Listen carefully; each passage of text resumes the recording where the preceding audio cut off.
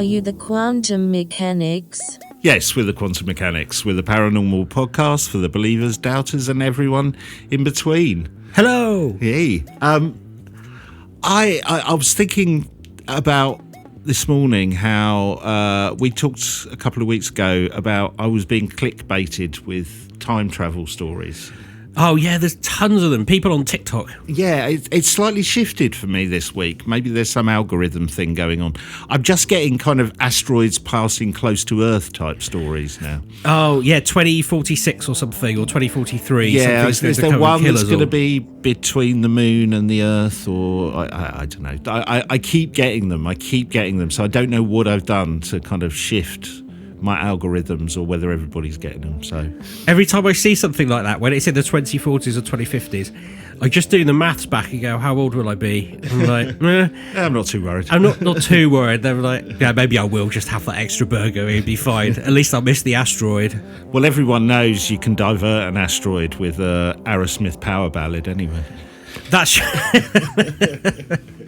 and what a lovely way to do it. Yeah, exactly. I was looking at clickbait this week because there's been a lot of people have been talking about it's resurfaced. You mentioned it, and then I think somebody else has reposted something about it, saying that octopuses, for that is the correct term, I believe, it is, yep, are from outer space. Yes, they're alien creatures. And when you go into it, that isn't really what the scientists are saying. That's not really what they're saying. They're saying it could be. Yeah, they're saying isn't it in the evolutionary scale, they just arrived very quickly. Yeah, and they didn't leave any sort of ancestral remains behind them to their evolution. That could be because they're quite squishy. They are, well, other squishy things do, don't they? But you told me, I think, that after you covered that episode and realised how clever they are, you won't eat octopus salad anymore. That's true. And there was weirdly you said this, because there was a story on the radio this week about the first, I think it's in Italy maybe, the first commercial octopus farm. That's awful, isn't it? That's really bad. That really kind of was like, oh no, I want to protest it. You know, even though I'm a complete hypocrite, octopuses, that's a tentacle too far for me. Yeah, well, they say they're as intelligent as cats, but then people would go, well, so are pigs. So, yeah. But I agree. I don't think it's a good idea at all. But it's an interesting sideline for what we're going to be talking about today, because we are going to be talking about, that's the word. But what got me started on this wasn't the octopuses. I was reading Hitchhiker's Guide to the Galaxy again, because every time I'm sort of feeling a bit stressed at work and stuff, and I have to do a lot of reading for work. And so when you find that you need to do leisure reading, it's quite difficult because your brain is just like, I'm so fed up of reading. But Hitchhiker, I can get into any time. Yeah. And I was at that bit. Do you remember the bit where Slarty Bartfast talks about how he designed the fjords of Norway to leave his mark, and he put his signature in a glacier? Do you remember this bit? Yeah, I do. So that led me on to something which we did touch on before, but the idea that aliens have left a message for us somewhere on Earth. Oh, like a hidden message somewhere. Yes, a very hidden message. So I'm not talking megaliths and pyramids and all of that. I mean in our bodies, and I don't mean implants. Oh, interesting. So if we start with this from the New York Times in 2007, I guess there's loads of sources for this, but they have an article about how the human genome contains 750 megabytes of data. I think we probably all knew that, but they're talking about this junk DNA. Only 3% of that data goes into making up the 22,000 genes that make us what we are. So there's a lot left over, basically. 97% is this so-called junk DNA that looks, to all intents and purposes, like gibberish. And they, in this article, call it's the dark matter of inner space. Wow. We don't know what it's saying, and in all those megabytes, there's plenty of room for the imagination to roam. And I really liked that the way that the article had put that. And they also give brilliant context. So if you put all of the King James Bible together, that would be 5 megabytes. So you could easily squeeze a Bible into your DNA. But not a high-res audio file. No, not a high-res audio file. You could put one of those early 2000 video clips filmed off a Nokia 3210 or something in there. There's not enough megabytes to put an album of Aerosmith power ballads out. You could probably publish the sheet music. That's true. You then start delving in, and I think I knew the name, but I didn't know what he did. Francis Crick, he was the co-discoverer of the double helix. That's right, yeah. And he's now at a place called the Salk Institute in San Diego. The Salk? The S-A-L-K. Oh, okay. He's not sulking. He's quite happy with his discovery. With his discoveries, yeah. In 1973... he suggested that primitive Earth was infected with DNA broadcast through space by an alien species. Ooh. And then, in an article in New Scientist, a gentleman called Paul Davis, who's a cosmologist at Arizona State University, wrote, "So, might ET have inserted a message into the genomes of a terrestrial organism, perhaps by delivering carefully crafted viruses in tiny space probes to infect the host cell with a message-laden DNA?" So that's a bit like we touched upon with micro probes a few weeks ago, didn't we? That's right. That episode. That sounds very similar, but they have got the purpose of somehow kind of infecting our DNA or inserting themselves into our... It reminds me a bit, actually, of that. That's almost the start of that movie Prometheus, isn't it? The Alien spin-off. And that's sequel, prequel, it's neither of those, it's a spin-off, isn't it? But yeah, that wasn't something similar. They put something in the water supply that, okay, wow. So I then came across, and this is from an actual scientific paper, which is subcategorized under the title as the wow signal of the terrestrial genetic code. And this is from 2017. And the authors are Vladimir Sherbak. I practiced this before. Now I got it right. Wouldn't be a podcast by the quantum mechanics without one. Vladimir Sherbak and Maxim Makakov. That's good. There we go. We don't need to say those names ever again. Never. And they have tried to summarise the reason why this is such a tempting place to look. And you'll have to just bear with, even if you don't understand what the words completely mean, you'll be able to get the meaning of it. So what they say is that the genetic code is a flexible mapping between codons. So those are sort of the structure of the nucleotide and it's and the amino acids. It's the relationship between those. And there's a certain amount of flexibility there, which means that the code can be manipulated artificially. And that's something they've been looking into. And then they go on to explain that there are various elements to this, which mean that once the code is manipulated, that the manipulation will stay around forever. So it says the chances of such a mutation, and they reference the particular areas, the tRNA and AARS, is accompanied by corresponding mutations in coding genes all over the genome, resulting in unaltered proteins are vanishingly small, given that there are dozens of such codons in thousands of genes in a genome. So what they're doing is in scientific I tell you what, I'm glad you're going to explain that, because I just heard condons and just giggled. I stopped listening after that. It reminds me, do you remember on the policeman, the Sir Paul Condon, was on the news all the time, and every time I used to snigger under my breath. As soon as you said condon, I stopped listening. So if you could just explain that for me again. Well, the very simple part of this is what they're saying is, it could be summed up in their sentence when they say, the machinery of the genetic code experiences exceptionally strong purifying selection that keeps it unchanged over billions of years. Right. So their argument is, if somebody had done this insertion, or something had done this insertion billions of years ago, it would still be there. It won't have dissipated. Which could explain why we're no longer using it. It served its purpose, maybe? Or it's waiting to be discovered. Or it hasn't been activated yet. Okay, that's interesting. Is there any idea of how it actually gets in. So, like I was thinking in the Prometheus thing, it was in the water supply, or how does it work? Do you know? It's a virus. Oh, okay. Yeah. Oh, wow. That's the idea. And we'll get onto some of that. But we know, of course, that parts of our DNA are made up of viruses that once changed our course of evolution. Right. So we can still find traces of that. But the big trick here is to find the smoking gun, which shows that it comes extraterrestrially. Right. That's the big challenge. Or artificially, at least. Artificially, yeah. Yeah. And it could be naturally. It could have arrived on an asteroid, and we'll get to that. But the important point about that paper is that they go through all of this idea about how the code is, once it's fixed, although you can add to it, it's very difficult to change what was once there. And they conclude that our genetic code, to quote them, may have been invented outside the solar system already several billion years ago.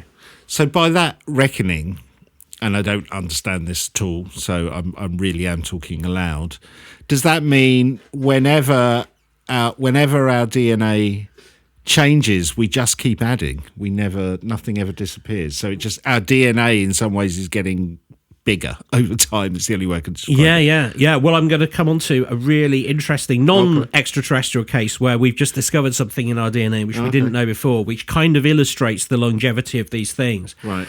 But the next natural question that everybody would be asking, and including me, was, well, we should have a look at this junk DNA. We should decode it, shouldn't we? And indeed, that is happening. So in February 2017, the National Institute of Health announced a new grant funding for a nationwide project setting up 5 characterization centers, which 2 will be in San Francisco, to study how these regulatory elements, I'm quoting from them, influence gene expansion and consequently cell behavior. But what they're trying to do is go deep into what is in this junk DNA and how it might have unobserved consequences on the other 3% of our DNA. Yeah. So people are looking at it. But from your question before, this comes from New Scientist, and this is a really fascinating piece of research which just shows what you can get from DNA. And there's this whole article. This comes about after the genome mapping process. And they discovered that we knew that we mated with Neanderthals and Denisovans, but some new evidence points to the fact that in West Africa, we were procreating with an ancient form of human that scientists didn't even know existed. Wow. They've left their mark in the DNA, and we could tell where they come from, but we don't know who those people were. They call it ghost DNA. So it was from extractions from people who live in Nigeria and Sierra Leone. And I love the way they call it signals. They found signals that there was an unknown ancestor in there. So I think we all know that we are sort of 1% Neanderthal. Right. Well, these people have got someone else in them, a ghost DNA. Right. So some of the population are more than 1% Neanderthal. Some of the ones I've met. Oh, I see you've been to Didcot. Yeah. Sorry, Didcot people. It is true, though. But this idea of people trying to understand this junk DNA and making new discoveries, what we really want to do is find out what it is we're looking for in that junk DNA, because we have no idea what does some alien DNA look like and what might it encode. So in your example of this ghost DNA from a different Neanderthal tribe that we didn't know about that is in our DNA, if they can tell where it's come from, do they know what that DNA does, or is that too much information to work out? It just forms part of their genetic code. I'm afraid I didn't record enough information to know what it does, but it informs part of who they are, just like how being 1% Neanderthal informs part of who we are. Yeah. It does that. But the interesting thing is that they're using this research in that particular case. That paper was all about working out how Homo sapiens came about, right, and all the ingredients that went into there, looking down the evolutionary chain, if you like. Yeah. And then suddenly you find these things in the evolutionary chain that you had no idea about. You can tell what they come from, but you don't know who they come from, and what the relationship was. So it's really intriguing that we were having sexy cuddle time with Neanderthals, and then there was this 50,000 years ago, there was this other race of people, and who knows, was it a trading partnership? Was it we were sharing hunting? It's like the possibilities, we'll never know, but that's fascinating. Yeah, it's fascinating. But what we want to know is where would these things come from?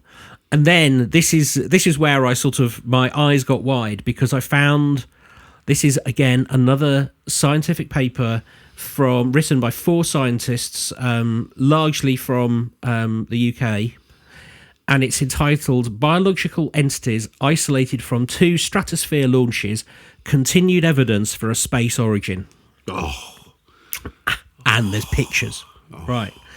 So they talk about doing a collection in the stratosphere at heights of between 23 and 27 kilometers high.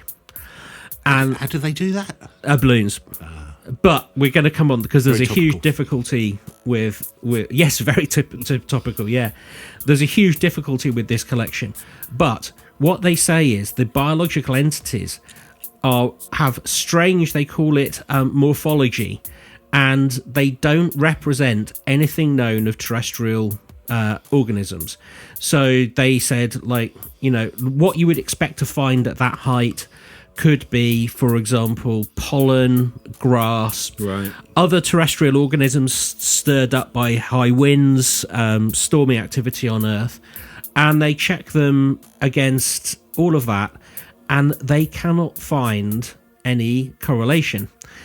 And there's a third successful sampling trip. And there's a picture of this thing here that I'll show you. They describe this as an unusual gossamer-like biological entity, which again comes from 25 kilometers high. And again, I love... There's always a temptation here when you're dabbling on the realms of, well, this isn't quite woo, but it's unusual. They call this the ghost particle.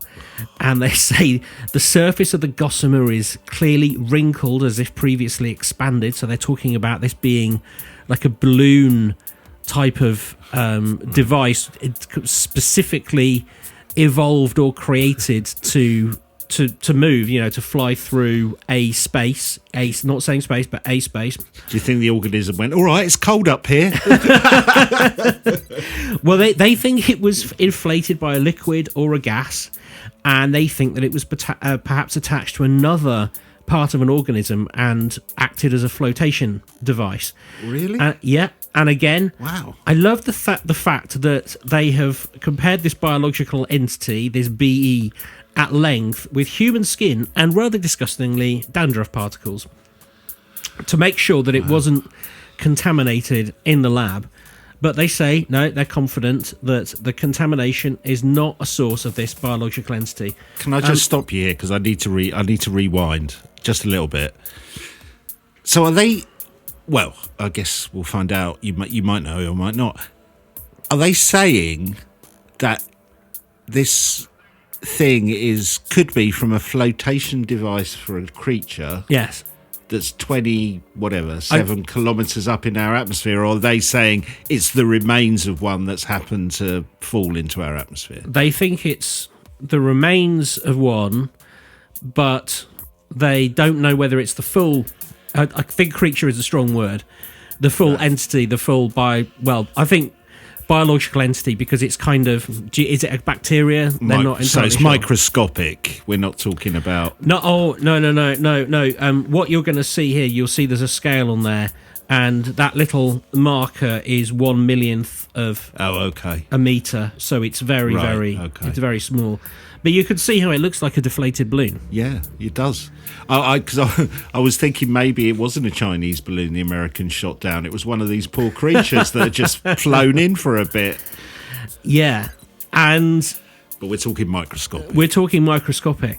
And this is not cod science. This is not weirdness. This is collections of particles which have been isolated, and biology is found in there. Right. And they're very keen to point out that you don't always get this. You sometimes get micrometeorites and things like that, and you get pollen, and you get dead plankton, you get all sorts of stuff.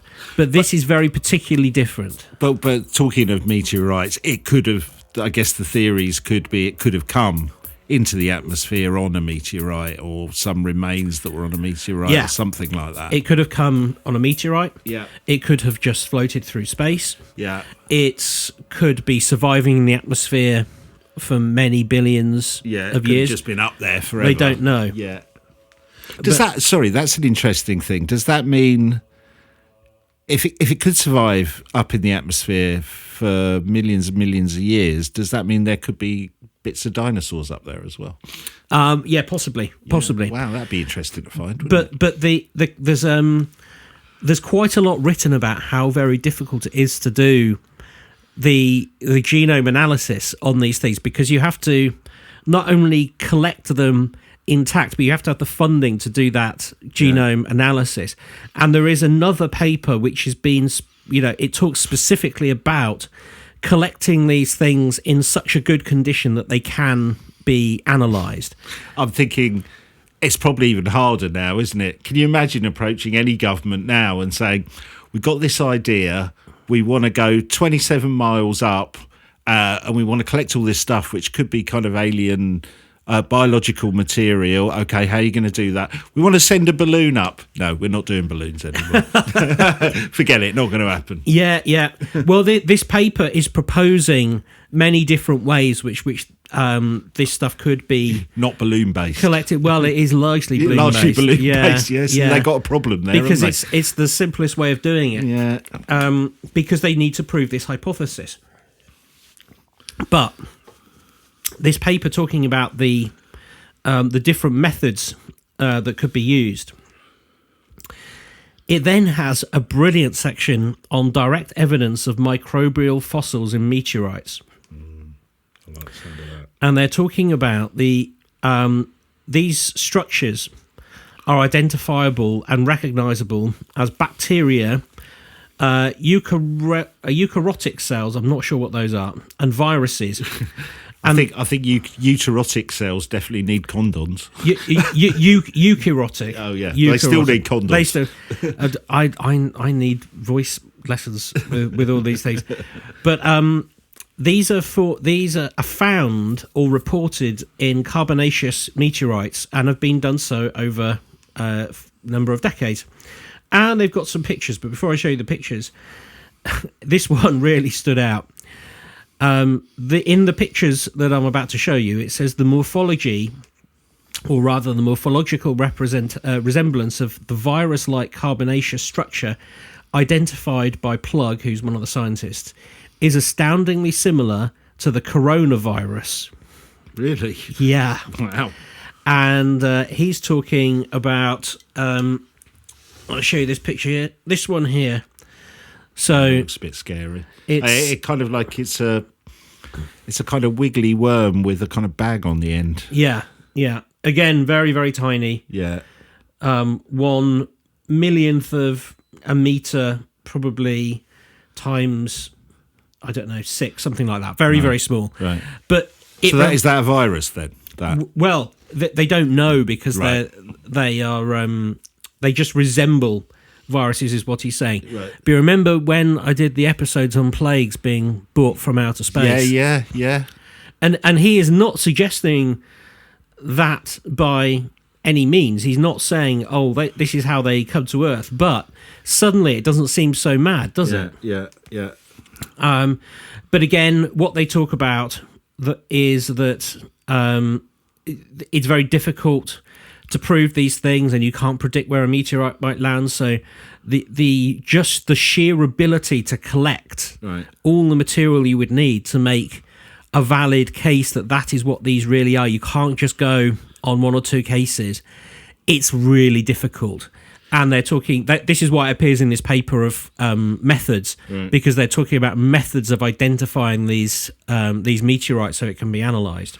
And they're, I mean, I guess that obviously the science says that if it's on a meteorite, it can survive the vacuum of space, by the sounds of it. That's right. Yeah. But so this is by the scientist who writes at the end of this, a guy called Steele. This is from 2019. He says the crucial data to clinch this shift, which is the understanding that biology is coming in from outer space, must come from the results of experiments such as we have discussed here, involving the recovery of microbes of space origin, and by establishing such an origin beyond a shadow of a doubt. In this way, we would conclude that the evolution of life takes place not just within a closed biosphere on our minuscule planet, but extends over a vast and connected volume of the cosmos. And that is panspermia. That is what that theory is. Yeah. That is the reason why aliens in Star Trek have 5 fingers, because we have a common thread of DNA seeding across the entire, not universe maybe, but at least solar system. Well, there is that theory, isn't there, that life did spread from Mars, and then just we were in the better Goldilocks zone. Do you know what I mean? Where Mars kind of lost its atmosphere, there was some transfer even over time that we could have been living simultaneously. But yeah, okay, that's really interesting. But yeah, that would suggest that life could be spread on an enormous scale, just accidentally. An enormous scale, yeah. And when it finds, it's like scattering seeds indiscriminately as you walk down a country road. Yeah. And where it finds the right connection to a fertile ground, water, sunlight, and lack of predators who are going to eat the seed, life forms. Well, I mean, that's basically how most reproduction works, doesn't it, on some form or another? Yeah. And then, intriguingly, because I thought, well, maybe this was a mad idea that a kind of was on the fringes, because there's a lot of, as you would imagine, there's a lot of scientists who aren't necessarily jumping to embrace this. Yeah. But it becomes more and more mainstream. This from Forbes in 2019. And it's subtitled, "Could the microbes that surround us actually be encoded with interstellar messages from some far-flung race of space aliens?" So this topic was tackled in a speech by Robert Zubrin at the University of California at Berkeley, and it's called, in a session called Breakthrough Discuss 2019. And he goes deeper into the subject and talks about whether these things are launched intentionally or unintentionally, and speculates that bacteria could travel interstellar distances and potentially see the universe with whoever encrypted them. And there's various different ways that we sort of have a little bit of evidence that this might happen. So we probably all know that there's bacteria on the outside of the ISS that has lived there. Bacteria that we accidentally took to the moon survived for 5.5 months on the moon. And he talks about then, well, you don't just have to imagine it surviving, you have to make it replicate, even in the vast sort of timeline that a bacteria could live, it will still need to replicate. And he says that isn't going to be necessarily a problem. But then you start thinking, well, how does it get here? And he says, well, his idea is that they make, so you know how stars, obviously they have an outflow of photons, and you can have a sail to catch those, literally star sailing. Yeah. He's sort of speculating that what we're seeing there in that balloon, in that piece of bacteria, that's a star sail. Just a small one. Just a small one, yeah. Wow. But you only need a small one. And whether that has been artificially made or that has been evolved to do that, you can just catch those interstellar winds and you can do it. The other way, he says, is you could magnetize a colony And he says, in that way, I don't fully understand, and he doesn't kind of go into all the reasons why it would work. But he said if you magnetize the bacterial colony, you could create a magnetic sail, which would take you through the whole universe. And then you think, well, could that really work? Because you're going massive distances, right? But this is fantastic. So he speculates, what if we manufactured a microbial solar sail here on Earth and decided to do this, and we launched it with a rocket into near Earth space, and it would be blown out of the solar system at approximately Earth speed around the sun, 30 kilometers a second. So it would do, let's say, a light year every 10,000 years, and it would be able to reach nearby stars in less than 50,000 years. And Zubrin says the very point of this is some of these bacteria would survive that trip. So if we're talking 50,000 years, well, that's longer. That's longer than that DNA message that I was talking about, the ghost DNA. Yeah, well, it's not long at all, really, in cosmic terms, is it? It really isn't. It really isn't. It really is. This episode, what you're talking about here, really does tie back to that thing we did on microprobes going around the galaxy, because there was a thing on there, a rate of reproduction. So these were technological microprobes that could reproduce and could be spread around the galaxy in a small number of light years. But what you seem to be talking about is almost an organic version of that. Yeah, an organic version. Maybe not reproducing, but if you added reproduction into that as well, then it would travel much wider afield, right? Yeah, that's true. And so I think the one where you were talking about it, there was kind of an assumption that they were like nanomachines. Yeah, tech. They were tech. Whereas this is a biological route, but it seems a similar theory. The spread of it, I guess, is what I'm saying, could be equal to the microprobes. Oh, yeah. Yeah, it could. And I think in that episode we said that, within something like, I can't remember what it was, 50, whatever, it was a small number of light years those microprobes could reach all parts of the galaxy. Right. And a similar theory could apply to this, couldn't it? Yeah, it could.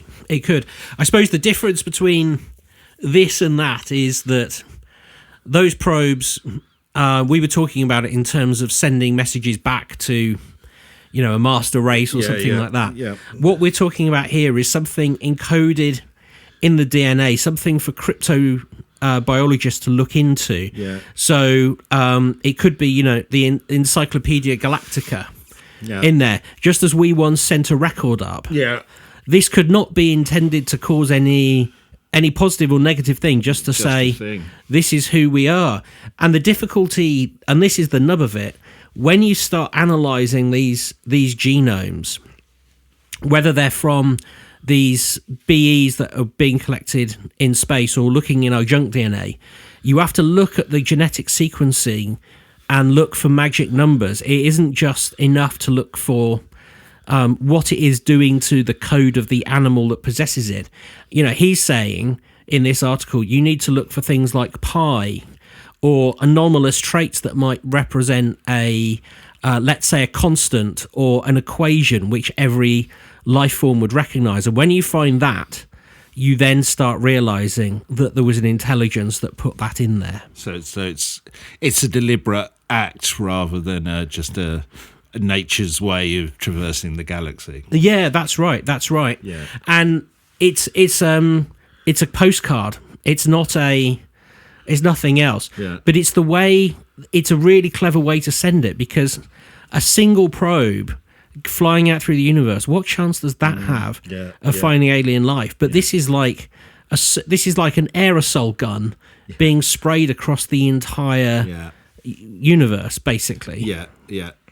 That's really interesting. He also makes this really good point about how life appeared on Earth about 3.8 billion years ago, and it was virtually immediately after the end of a heavy asteroidal and cometary bombardment phase in the inner solar system.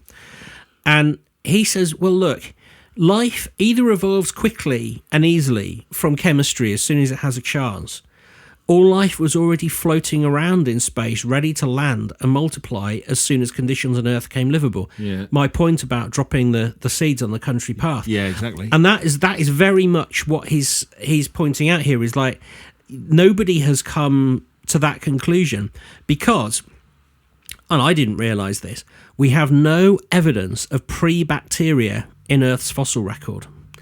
So the conclusion that bacterial life must have arrived here from interstellar space has to be considered, because if we can't find any evidence for what happened before, that suggests that bacteria were the first things to be here, and bacteria is too complex to be the first stage of life.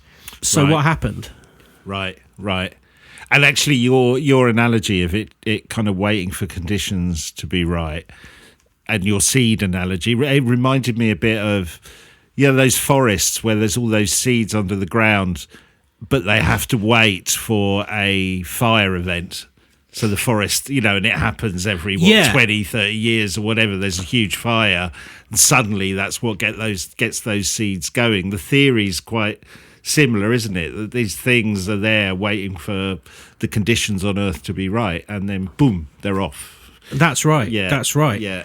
So the question would then be, is it just that there's an alien code that is the Encyclopedia Galactica, or did they artificially make the bacteria? The suggestion from everybody is that the bacteria just happen anyway. That was part of what was happening in the universe, and an alien race might have just decided to kind of put a message in to say we're here too, or they are the originating planet.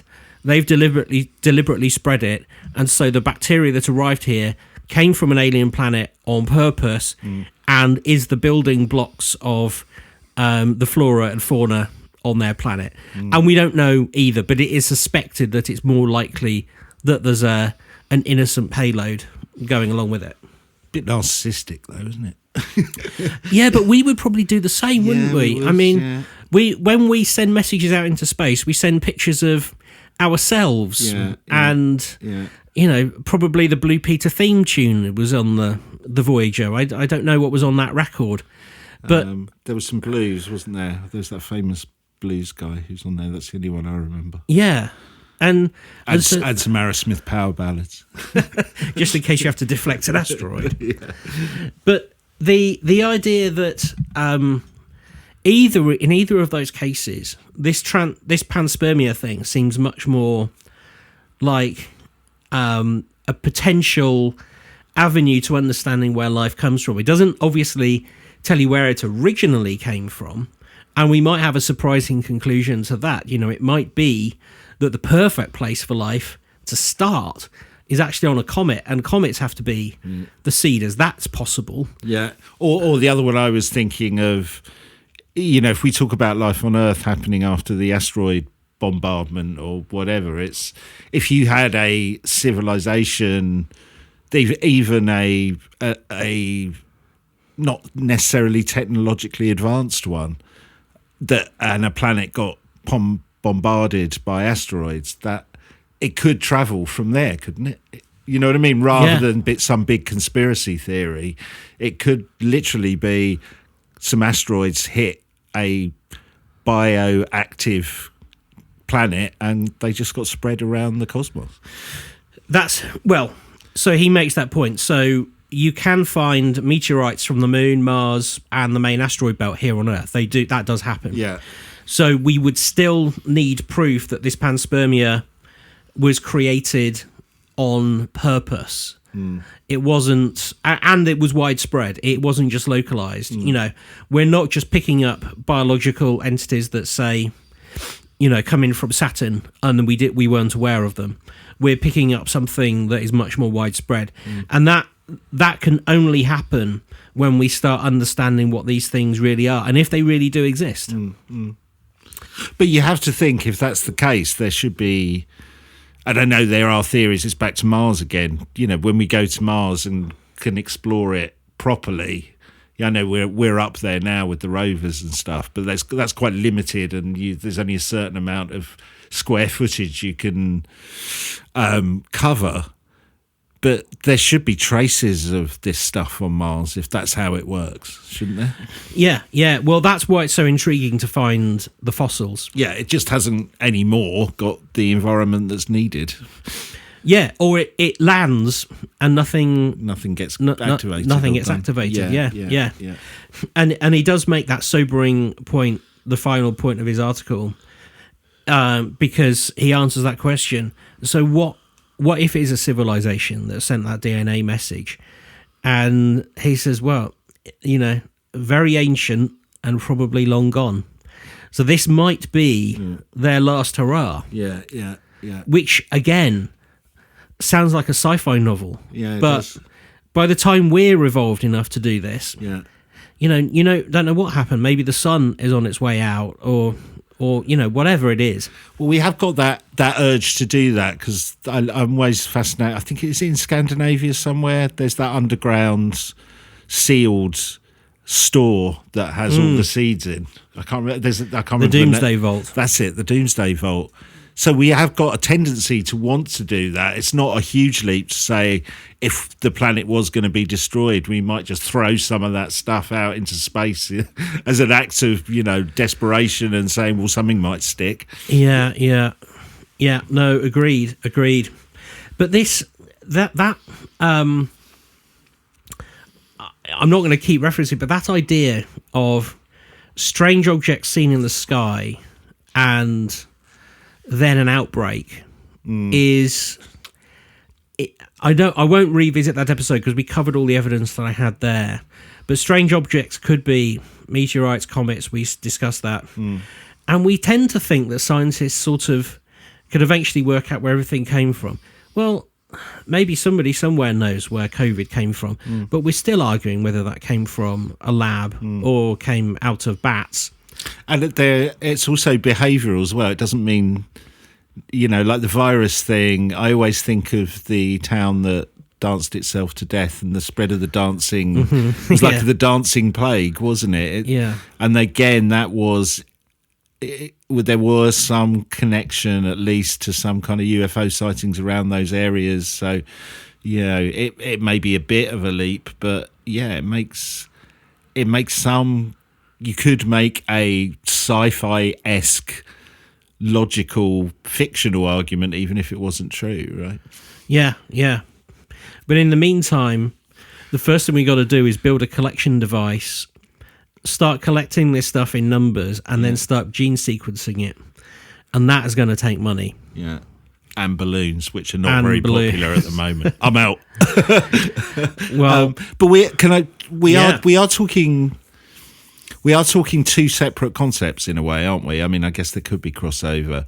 We're talking about this idea that these viruses spread life of some kind. That affect our DNA, and that could just be a natural process. The fact that some intelligent species has sent them with a coded message inside, that's a very different proposition, isn't it? It is. It's more of a leap. It's more of a leap. I suppose the idea is that either we can find evidence of a code in newly acquired BEs or in our own junk DNA, which is billions of years old, and it's a message, or these things are transpermia and they're just the starters of life. Yeah, that is the two distinctions. And they might cross over. It might be both.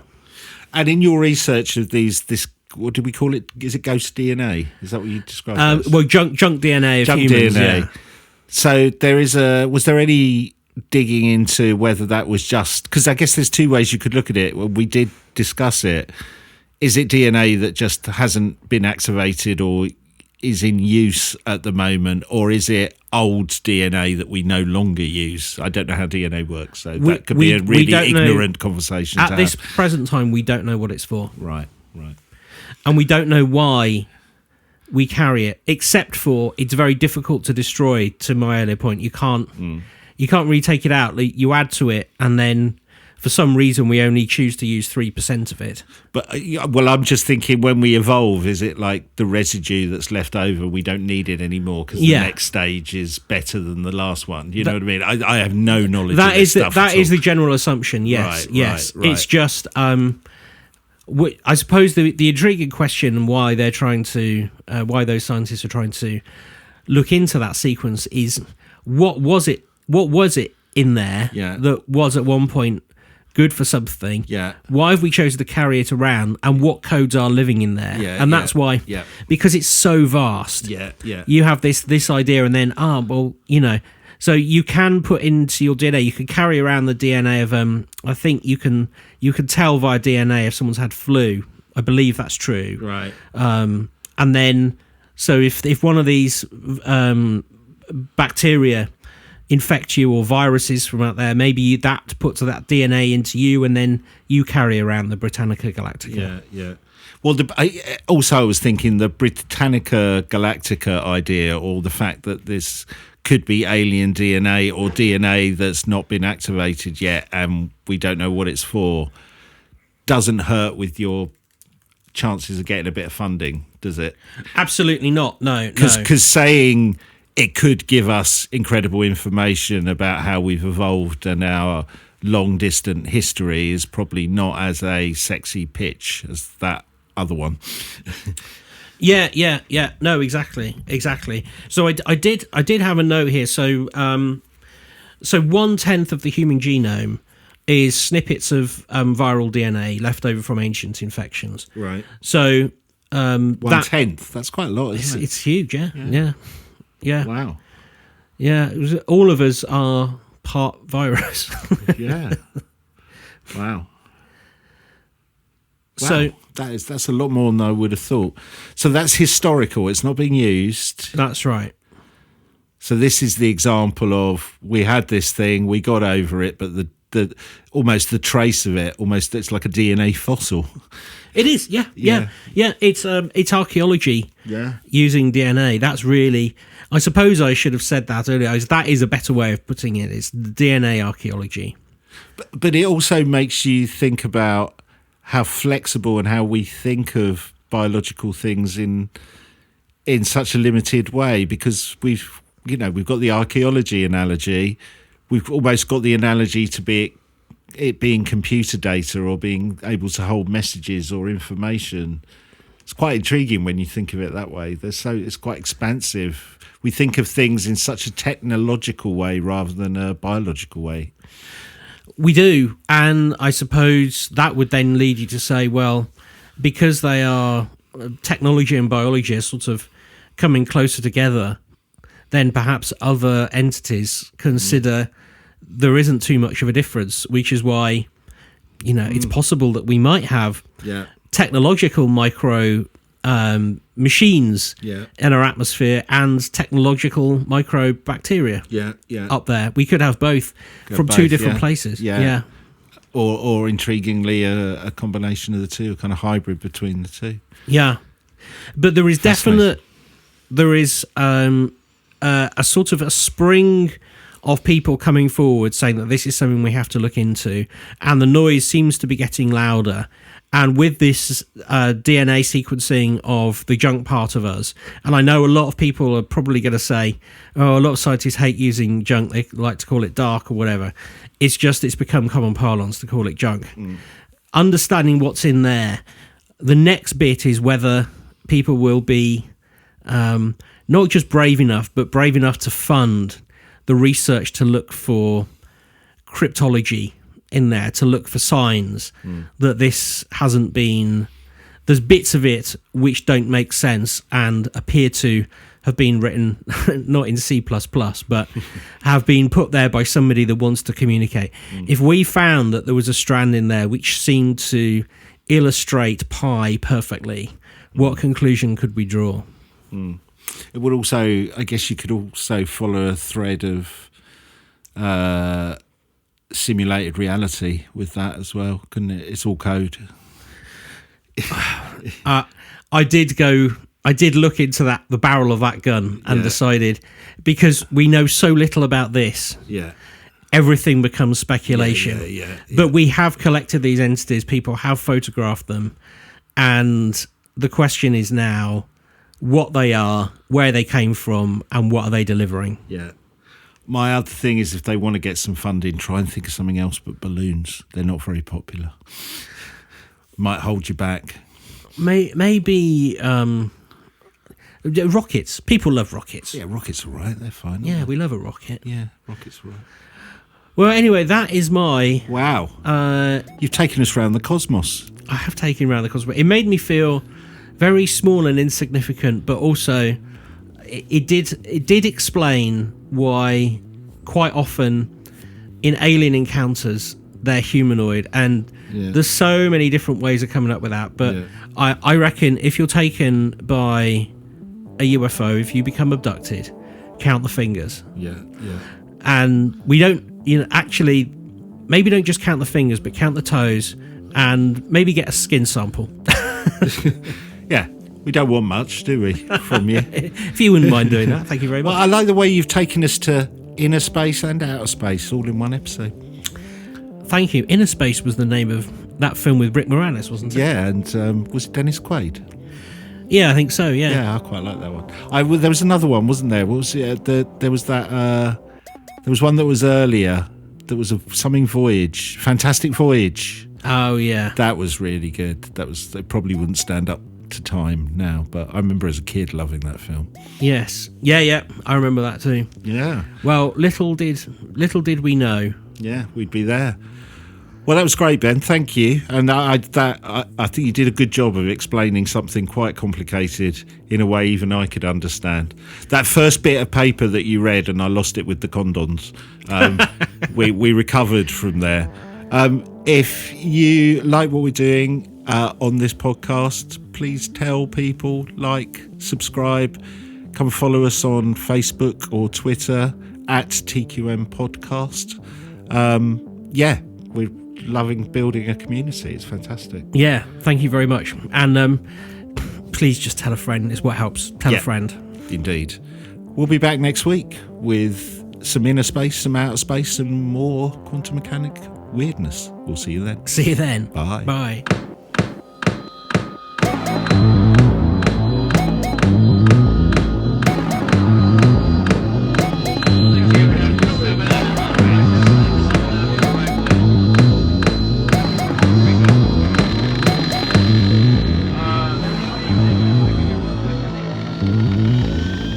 Are you the quantum mechanics?